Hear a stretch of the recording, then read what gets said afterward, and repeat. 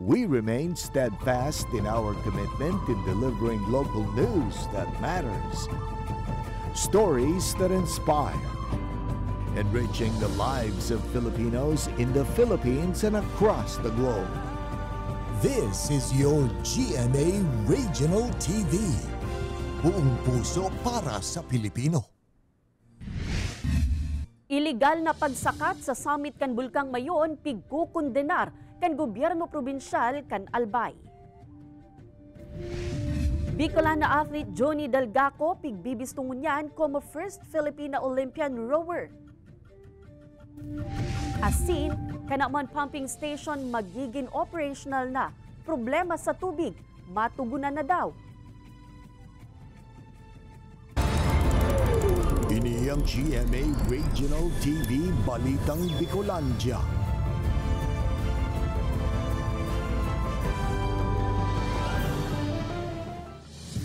Diyos marahay na hapon mga kapuso, uninaan Balitang Bicolandia. Hatud miyan pinakadarakula asin pinakabagong mga bareta sa Kabikolan. Kami ang tropa ning katotohanan, mahatunin mga baretang mayong pigkikilingan, mayo nin pigpoprotehiran. Live hali digdi sa GMA Complex sa Naga City, ako po si Kate Dolovieres. Summit climbing sa Bulkang Mayon kan nagkapirang mountaineers, mahigot na pigkukondenar kan mga otoridad sa probinsya nin Albay. Mga nagsakat sa Mayon, pigahanap na kan mga otoridad para masuk na danin maninigong kaso. Tutukan yan sa report ni Chris Novello. Nag-aninin man lain-lain na negatibong reaksyon sa netizens ang viral video kan pagsakat kan grupo kan sarong vlogger sa summit kan Bulkang Mayon sa Albay. Kasabay kaini mahigot man na pigkondenar kan gobyerno probinsyal ang illegal na aktibidad kan grupo. Sangunyan kaya mahigot na pipapangalad ang summit climbing sa Mayon, urog na, tanang titinir pa ini sa Alert Level 1. Ang ginibukan grupo ang pagbalgarman sa Provincial Ordinance No. 2016-23 na igong penalidad na 5,000 pesos. Kaya lang this is a violation sa pagpasok nila sa prohibited zone kasi Alert Level 1 pa tayo sa Mayon. Ang impact na ginawa nila dyan, insulto yan sa probinsya. Kaya pag ininsulto ang probinsya, insulto lahat ng Albayanos ang isa ginawa nila. But yung ginawa nila, na alam nilang bawal at pumasok pa rin sila. Tinaon doon man kan gobyerno probinsyal sa paagi kan Provincial Tourism Office na may sindang ipinapalawas na permit o clearance na nagtutugot sa adventure activities kan grupo. Sangon yan inaarampakan mga otoridad kung saing parte kan probinsya. Nag-agi ang grupo para makasakat sa bulkan. Piganap naman ngunyan ang mga taong imbwelto sa nasambitan ng illegal na aktibidad. Makuha mo lang ang ngaran, pwede mo siya ma-red tag po sa NBI. Para po, kung halimbawa magkuha man ki clearance, hindi siya makasako ato ki NBI clearance. Kaibanan naman sa pag-iimbestigaran kan mga otoridad ang posibleng mga local guides na kaibanan na nagtabang sa nasambitan ng grupo nganing maabot ang summit kan Mayon. At may mga tour guide pa doon na mga mountaineers na tumulong din ng mga local. Sana po mapakuha rin namin yung mga detalye para wag na po pamarisan. So I'm also asking the help of every agency concerned also para tulungan kami para mas manatili itong mga tao. Nagpatanid man ang PNP Bicol sa publiko na magsunod sa protocols urog ng unyan na igo pa man ginari na humaan Bulkan Mayon. Nanindugan man ang kapulisan na daisin na maduwa-duwang magsunod nin kaso sa siisay man na mabalgar sa pagpapasunod na kasuguan. We will not condone yung mga violation na ganyan, sir. If there is ordinance violated, of course, we will file a case for them. Padagos man na pigpubarbaran kan GMA Regional TV Balitang Bicolandia, nakuha na ning pahayag ang nagpost na vlogger alagad sa ngunyan na ipaini na papaonra ng entrevista. Ini si Chris Novello, Balitang Bicolandia. Anom na mga kaharungan sa Barangay Peña Francia sa Naga City pigsakyada kan mga otoridad sa lindong kan 5 mandamiento de Riqueza kasubagong aga. Ani ba pang detalye kan baretang yan, aramunta live ki Jessica Kalinog. Jessica?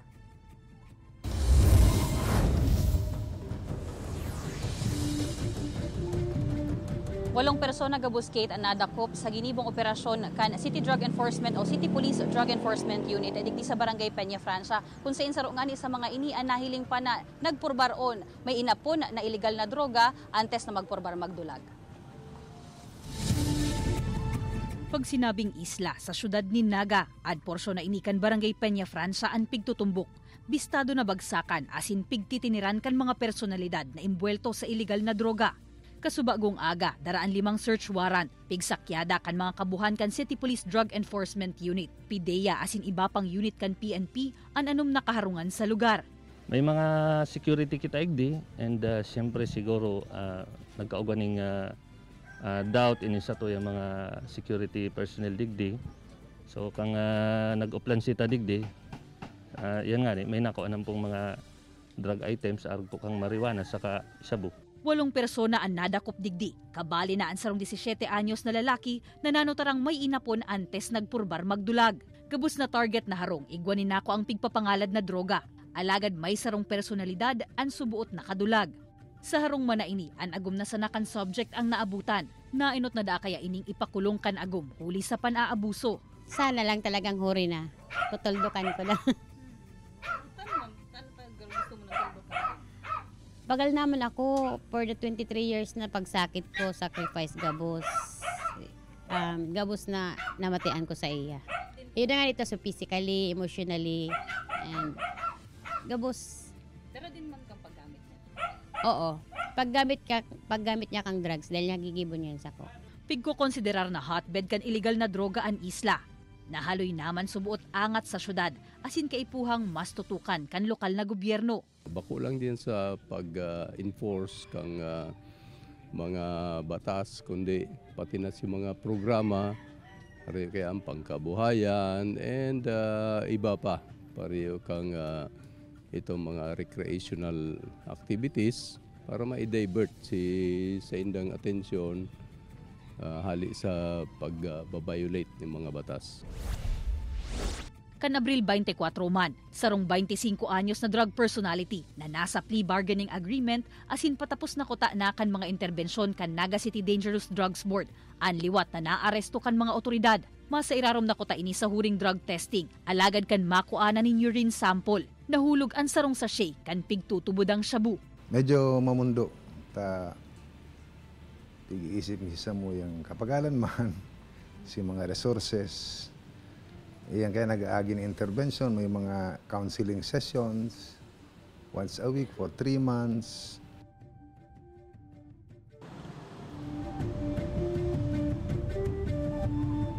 Sigun sa Naga City Dangerous Drugs Board, Kate, halos 50% man kan mga nagsasairarom sa indang intervensyon ang nakatapos na kana sa indang programa. Isolated case naman itong nangyari kasuod ma. Asin sa ngunyan padagos man ang pangapudan kan mga otoridad sa publiko na kung may naaaraman na impormasyon dapit sa mga pagkakaimbuelto sa illegal na droga, tulos man ining i-report sa indang nganing dagos nang matungkusan itong problema sa illegal na transaksyon digdi sa syudad ni Naga. Kate?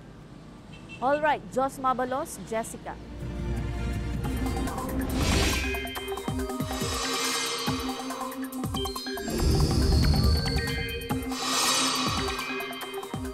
Mga kapuso, lauman ang warak-warak na mga pag-uuran sa ibungkan na mamate ang init kan panahon. Sigun kaya sa pag-asa padagos na makakaapektar sa nasyon ang duwang weather systems. Kaibanan ang Intertropical Convergence Zone o ITCZ, asin ang easterlies o itong mainit na duros. Basado sa datos kan Metro Weather, maaliwalas na panahon ang piglalauman sa bilog na Bicol region. Alaga day pigahali ang tsansa ni thunderstorms ngunyan na aldaw. Posible man ang uran sa iba pang parte ka nasyon, kaya ipreparar sa na po nindo pirmi ang sa indong mga payong mga kapuso. Sa katuyuhang liwat na buhayon ang tradisyonal na aktibidad na pagkawat nin buradol tuyong summer. Kinundusir ang kite flying competition sa banwaan kan San Vicente, Camarines Norte. Ang nasambitan ng aktibidad, parte kan Mananap Festival kan banwaan asin target na ipadagos hasta sa mga masunod pang selebrasyon.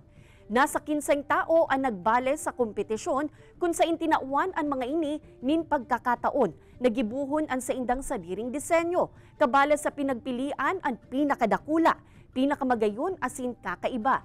Dakulang porsyento man ang pinakahalangkaw na layog. Igwaman ni naresibing premyo ang mga nanggana asin ang iba pang nagbale sa aktibidad. Naglalaom ang LGU na mas dakul pa ang mapartisipar sa kaparehong aktibidad sa mga masunod na taon. Ito po ay gawin natin na taunan, yung mga tradisyon at kultura natin, muli nating ibabalik. Sir, kung patok ang pagkakan ngunyan na tag-init, ano ka? Buko. Tano ta buko? Presko. Halo-halo. Tano halo-halo? Halo-halo emotion. Sir, kung patok ang pagkakan ngunyan na tag-init, ano ka?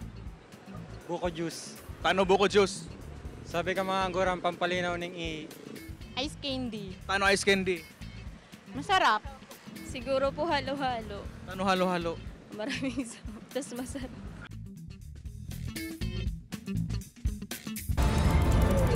Ini ang GMA Regional TV Balitang Bicolandia.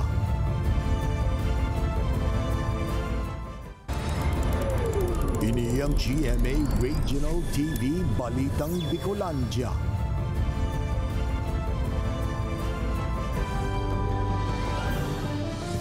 Mga lunadan na nagbubuganin maitom na aso asin nagbabagsak sa emission test, mas nagdidikit na subuot ngunyan sigun sa Naga City, Enro. Ang iba pang detalye sa istorya ni Jessica Kalinog. Susug sa anti-smoke belching ordinance kan syudad ni Naga, gabos na bihikulo asin motorized equipment na nagaagi o nag-ooperate sa mga tinampong sakop kan syudad, dapat na magsairarom sa smoke testing kan Naga City Environment and Natural Resources Office. Sa pagkondusir nin smoke belching operations kan Senro sa mga entry asin exit points kan syudad po 1997, haros 50% subuot kan sa indang mga pigtetest na lunadan ang nagbabagsak. Alagad kan huring kwarto kan 2023, nasa 10 to 12% na sanakan mga bihikulo ang day nakakapasar sa smoke testing. Na po siguro to si anumang kang gobyerno lokal kan sa mga opisina na every time nahiling ninda, so nag-aano naman sinda kumbaga nagpermina sila nag-change oil, linig na kang sendang makina. Pigian kami narkan opisina ang mga may sadiri nin bihikulo na regular na mag-change oil, i-check up ang makina asin linigan ang muffler. Ang driver mekaniko na si Danilo, permiman da ining pigigibo asin kada ikatulong bulan kung mag-change oil kan sa iyang gamit na jeep. Tapos palit na rin yung fuel filter, oil filter, sarabay na po yan. Siyempre po tamay surprise, minsan may smoke belching, arog kayang kay po na sigurado. Pigpapangalad ang smoke belching, hulit na nakakakontribuer ini sa polusyon sa duros. Basado sa ordinansa, ang mga day nakakapasar sa smoke testing kan Naga City Enro, pigi-isyuhanin ticket asin mahahampang sa penalidad na kantidad 1,000 pesos hasta 3,000 pesos asin sa ikatulong beses na pagbayular kan lay. Posibleng bawianin prangkisa ang nagbabiyaheng lunadan. Kaibanan si Gerald Gandia, Jessica Kalinog, Balitang Bicolandia. Kasabay kan tig-init, iyuman ang mayong pahingalong pagpapaandar kan mga bentilador na minsan huli sa labing paggamit nararaot na. Sa Naga City, nanutaran subuot kan pirang repair shop ang dakul nang nagpapairahay nin appliances. Ang pagirumdum kan mga otoridad, aramunta sa report ni Chris Novello. Nagbakal nin piyesa sa electric fan sa tindahan na ini si Antonio Pastrana. Apwera sa maluyan na subot ang ikot kan LC kan sa indang ventilador, malain naman subotan parong kaini, gibukan maghapon na gamit ngunya na tag-init. Medyo amoy sunog na yung motor kan ventilador. Kaya kinalas ko na 24 hours kasi minsan ginagamit, minsan 12 hours magdamag. Tapos sa hapon. Kaya lang nung hapon na nag-anap ako bakit amoy kuryente. Si Rovi Manday subuot susukuan an sa electric fan na mas tipid subot kung magkonsumo kun ikukumpara sa aircon. Importante ang electric fan sa mo kasi grabe ang init. They kaya kang may magkayab-kayab or ano. Yes, I need electric fan. Aki ako sa dit. Ngunya na tig-init na notaran kan repair shop na ini sa Naga City ang pagdakol kan sa mga customer na nagpapairahay ng appliances siring kan electric fan. Mostly po ang mga karautan po kay mga capacitor po sa kasabusing po. Minsan po nag-overheat na at gibok ang init po. Ngunya na tig-init syerto ng babad sa gamit ang mga electric fan kun kaya inirekomenda kan mga otoridad na isairarom ang mga ini sa maintenance. Actually bako lang pong recommend kundi talagang ini-encourage po sa gabustang mga kayman ba constituents. Kung himbabasihan ta po kaya si datos kang opisina, last year dakulon po ang insidente ng Kasulo ng kausa itong sa electrical, particularly itong mga appliances. Saro dyan itong electric fan. Abiso man kan DTI sa mga consumer na bago darahon sa mga repair shop ang mga ipapairahin na appliances, dapat na accredited ini ka na hensya nganing makasiguradong bakong substandard ang mga piyasang i-revise sa mga appliances. Igwang batas na kumbaga nag-i-insure para po maproteksyonan ang mga consumers ta. Ang pinaka-objective man kaya para kung magpapairahay po kamo, talagang may insure ta na maiirahay. Bako po itong mas lalo pang mararaon. Kay Baran si Jovel Ubiso, Chris Novelo, Balitang Bicolandia. Tulong banwaan sa Camarines Norte ang nagsuspendir nin face-to-face classes sa gabus na level sa mga pampubliko asin pribadong eskwelahan ngunya na aldaw huli sa labing init kan panahon. Kabali digdi ang mga banwaan kan Talisay, San Vicente asin Basud. Nagpakol kaya sa 43 degrees Celsius ang heat index sa probinsya. Kung kaya pigmarhay ka nasambitan ng mga LGU, napapuliun na ang mga aki. Suportado man kan DepEd Camarines Norte ang nasambitan ng lakdang kan mga LGU. Donsol Sorsogon to Piuduran Albay, nilangoy kan sarong 21 anyos na albayanong triathlete. Kumusta huntaan sa iyang naging siyam na oras na paglangoy sa istorya ni Jessica Calinog. Sa kadagatan kan Santa Cruz Donsol Sorsogon, naghapit sa sitio Tambak Maunon Ligaw City sa Albay, saka nagdiretso sa Fishport kan Piuduran. Sa kabilugan, 27.63 kilometers ang distansya. Iyan ang rayo kan piglangoy kan 21 anyos na triathlete asin residente kan Piuduran na si Bert Justin Narciso sa laog ni 9 hours, 11 minutes and 42 seconds. Parte subot inikan kampay ng buhay o ang Dream with a Deadline ni Bert na pigpuunan niya taong 2022 kung saan nakapagtala man siya nin 11.8 kilometers na sa iyang nilangoy sa laog din 3 hours and 38 minutes. Ito pong paglangoy na to, kampay ng buhay, is dedicated to all my co-athletes and swimmer na ipagpadagos pa po ang mga tiga-turunan, and at the same time patibayin pa po and i-motivate ang sadiri kasi wala mo po ibang makatabang sa inda kundi ang sadiri man sa napuninda. Sarong semana ang naging preparasyon ni Bert para sa iyang long distance swim. Sa iyang 9 na oras na paglangoy, napurbarandaan kapasidad ni Bert na magpadagos sa paglangoy sa tahaw kan labing init kan panahon. Talagang pinaghanda po namin ng maayos, so nagdala po kami ng tubig, maraming tubig po, na maraming extra tubig, pagkain, yung mga kailangan ko pong kainin during swim. Ang pagkain ko po, nakaputos na po siya sa plastic, and may ulam na po siya na ang ko po, tinolang may sabaw para at least kapag kinain ko po siya, diretso na, tapos panulak na lang. Tapos diretso na po ako, swim ulit, okay? Doon po ako, hindi po ako pumunta kung saan, sa dagat lang po ako.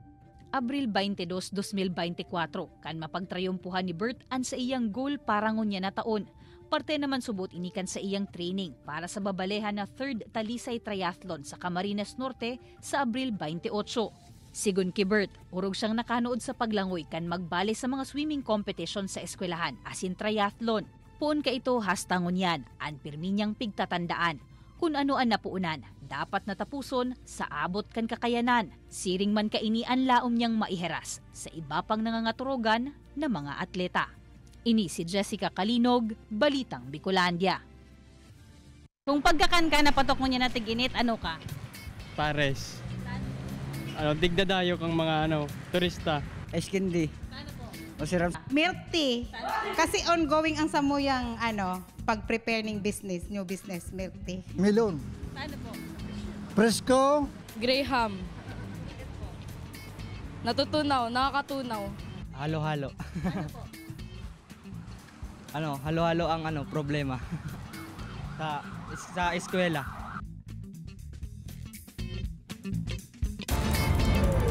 Ini ang GMA Regional TV Balitang Bicolandia.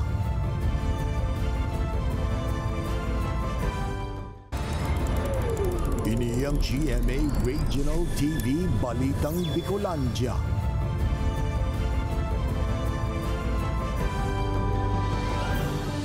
Kanaman pumping station na magiging simbag sa agrangay kan mga taga-Kanaman asing Kamaligan, Camarines Sur pag-abot sa supply kan tubig. Hurot kan MNWD na maging operational na ngunya na semana. Iba pang mga interbensyon tanganing urog na mapakarhay ang supply asing pagbulos kan tubig sa mga konsumidor, pigaadalan naman. Uyan report ni Jessica Kalinog. Arong sa nakainian bulos sa gripo sa harong ninda Tatay Abner kan Barangay San Marcos, Kamaligan, Camarines Sur. Kung minsan mas maluya pa daadigdi, day nakayang makasustenir kung magamit nin washing machine. Kung ano talaga, pero isyo ta, siyempre, maparigos ka, day katulos makadali-dali. Siyempre, halat ka katong mapano tong sarong planggana mo, ng tubig. Kaya yan, ang kwanmig di sitwasyon. Negatibo na sa bakterya ang tubig sa Kanaman Pumping Station. Piglalapigutan naman kan mga personahe kan Metropolitan Naga Water District na matapos na ngunya na semana ang pagbugtak nin filter media asin maibalik ang submersible motor sa nasambit na pumping station. Sigun sa MNWD, ininaan magiging kasimbagan sa pigaagrangay na maluyang supply kan tubig sa banwaanin Kamaligan asin mga barangay kan Kanaman. Pigpunan mi kay ito si physical chemical. So, naghulog mangyari kami ning for disinfection, pasiguro lang. Aram mo, naukag na naman si Well, hinugot mi si submersible motor. So, sigurado na kami kayo na okay na ito sa laboratory testing. Puun pa kan bulan in Enero, kan padagos na nagkakaigwanin deficit o kakulangan sa supply kan tubig ang MNWD. Ang kaipuhan da sa ngunyan, dugang na source of water. Bagay na napag-ulayan man sa ginibong interagency meeting kan MNWD, Naga City LGU asin National Irrigation Administration. Ang NIA ay gusinda nga sobrang tubig from Yabu River. Ito kaya data to basta-basta magagamit kasi kay puwang pakatong mag-agi sa mga treatment. Magkakaigwa pa kitang feasibility studies naman. So medyo halawi. So ngunyan ang gusto mi kaya is immediate solution. So, ang ginibo mi, sigabos na mga pumping stations na naka-standby dahil nagkaigwang problema sa laboratory testing na pinahingaluan mi. Sa muya ngunyan na bubuhay naman, binabalik sa dati. Piguhurot naman kan MNWD na magkaigwanin mowa sa Kasureco 2, nganing matugutan na kung may bagong pumping station na kaipuhan i-energize, trabaho na tulos kan kooperatiba. Asin masunod na sana, anbayad kan Water District. Kaibanan si Gerald Gandia, Jessica Kalinog, Balitang Bicolandia. Mas dakol na mga paralimos sa syudad ni Naga na nonotaran subuot kan CSWDO urog na tuyong weekend. Alagad an mga ini, bako man residente kan syudad kundi hali sa pagtaraid na banwaan. Pangapudan kan mga otoridad sa publiko, aramon ta sa report ni Jessica Kalinog. Ang tindahan na inikan 73 anyos na si Zoraida, saruda sa mga nahahapitan kan mga paralimos sa kasentrohan kan syudad ni Naga. Aminado man si Nanay Zoraida na may mga pagkakataon na diin niya masayumahan na magtao.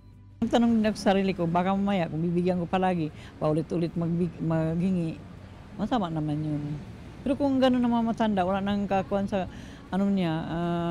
lakas niya, dapat yung bigyan. Sa Talacan, Naga City Social Welfare and Development Office, naglangkaw nin haros 10 to 15% ang numero kan mga paralimos sa syudad na sa indang nairerehistro asin nare-rescue.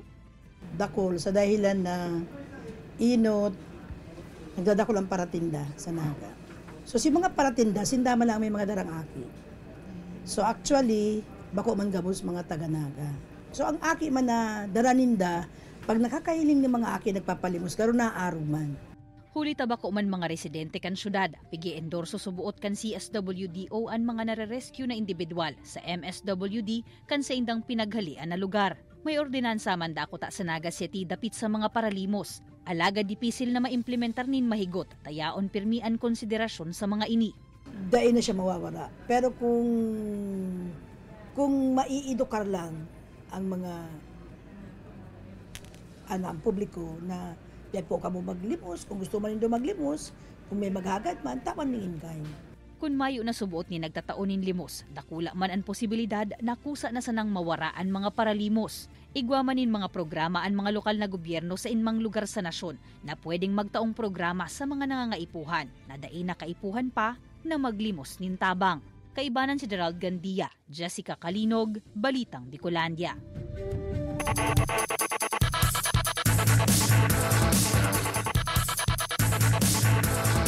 Atletang tubong Iriga City sa Camarines Sur na si Johnny Delgaco nagkrear nin historya sa Ladukan Philippine Sports matapos bistuhong first Filipina Olympian rower. Delgaco marepresentar kan Pilipinas sa 2024 Paris Olympics. Bistuhon ta siya sa istorya ni Chris Novello. Nagkrear ng historya ang 26 anyos na Bicolanang si Giovanni Delgaco kan siyudad din Iriga. Makalis bistuhon como first Filipina Olympian rower asin nakatalaang magrepresentar sa Pilipinas sa 2024 Paris Olympics. Si Giovanni ang nagtapos sa ikapat na pwesto sa Final A kan Women's Singles Sculls sa World Rowing Asian and Oceanian Qualification regata sa South Korea kan nakaaging Domingo, Abril 21. Daiman makatupod si Giovanni na narealisar na ang saro sa iyang pangiturugan na makakawat sa Olympics. Marami po sir akong pinagdaan. So actually sir, magna 9 years na akong nasa rowing. So hindi po talaga madali yung mga pinagdaanan ko sa training. Sobrang saya po kasi hindi ko po in-expect na makatutong ako sa Olympics. Istorya kaini na inagin madalian sa mga pinag-agihan ngan isa nang makakwalify sa Olympic stage. May mga panon ngan isubot na di kita na niyang sukuan ang nasabing sports. Alagad gabos subot na ini, nalampasan niya sa tabangkan sa iyang lucky charm ang sa iyang pamilya. Siyempre po sir, kasi doon po nanggagaling yung motivation ko sa sarili ko sir. Proud man ang pamilya ni Giovanni sa iyang trayumpo. Sigon sa ama kaini, mahilig talaga sa sports si Giovanni kung sa inapuera sa rower, nagkakawat man ini ng taekwondo, basketball asin volleyball. Hindi ko makuan sa akin na noon yung anak ko ganyan-ganyan lang. Ngayon, isa na siyang tinitingala sa bilog na ba Pilipinas dahil Olympian na. Kaya ang saya ko, isang magulang. Sa ngunyan, balik Pilipinas si Giovanni makalis mag-qualify sa Olympics. Mayo man subot siyang sasayangon na oras sa training asin pag-andaman ang Paris Olympics na nakatalaang gibuon sa Hulyo hasta Agosto ngunyan na taon. Target man kaini na may puli ang gold medal para sa Pilipinas. Kay Baran si Javel Ubiso, Chris Novello, Balitang Bicolandia. Nakaresibin in Sports Leadership Award kan Commission on Higher Education ang GMA Network para sa ambag kaini sa Ladukan Sports. Sa Second Annual Tertiary Sports Leaders Congress kan CHED, pigbisto ang kolaborasyon kan GMA Network para sa pag-cover kan man iba-ibang sports programs asin events kan CHED. Pig-omaw ni CHED Chairman Dr. Prospero De Vera ang pagtampok kan kumpanya sa buhay kan mga atletang Pinoy. Sigun man kay GMA Senior Vice President and Head for GMA Integrated News, Regional TV and Synergy Oliver Victor B. Amoroso, mapadagos ang GMA Integrated News sa pagsuporta sa mga atleta asin sa urog na pagpapabisto kan sports sa Pilipinas. Importante man subuot ang paggamit ng social media asin mga digital platforms sa Ladukan Sports na pigtawang duon sa GMA Masterclass, the Social Media Literacy Series. Sa GMA Network, we believe in the value of sports, no? And its ability to inspire and bring communities together.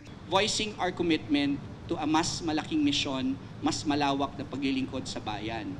Kasama dito ang pag-push namin ng Philippine sports. What GMA has done in documenting the life stories of athletes is really commendable.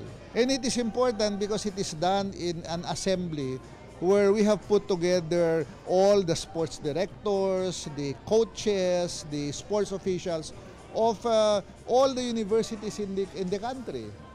Para sila din, pag nakita nila yan, they can start thinking of how they can do the same for promotion of athletes in their respective areas.